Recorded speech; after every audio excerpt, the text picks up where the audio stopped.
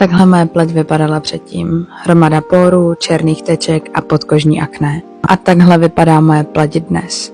Zašla jsem si do LAN Spa na Sapě, kde jsem podstoupila hloubkové čištění pleti. Bylo to strašně příjemné, slečny byly velmi milé a užila jsem si každou minutu tam. A upřímně tyhle facial masáže za mě byly úplně to nejlepší na tom.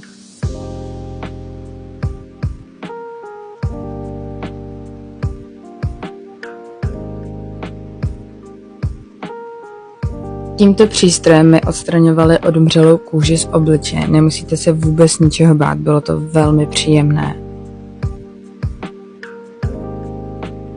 Tady už se vrhly na moje černé tečky na nose a pak přišlo na řadu napařování.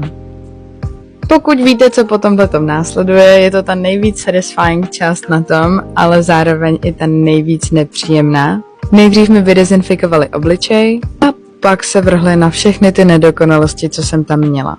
Ano, chvílema to bylo nepříjemné, ale za ten výsledek to opravdu stálo. Tady můžete vidět všechno, co mi vyndali z obličeje. And I mean, it's satisfying.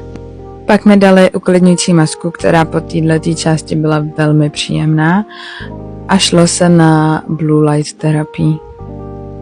Ta procedura byla tak příjemná, že jsem v tuhletu chvíli dokonce i usla.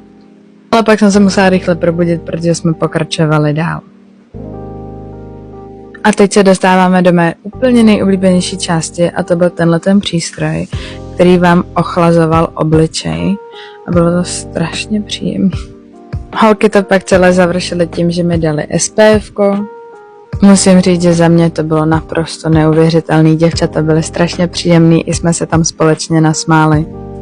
No a takhle moje pleť vypadá dnes. Plus jsem dostala ještě nějaké produkty, které vám ukážu v další části. A pokud máte zájem, odkaz na jejich TikTok máte v popisku.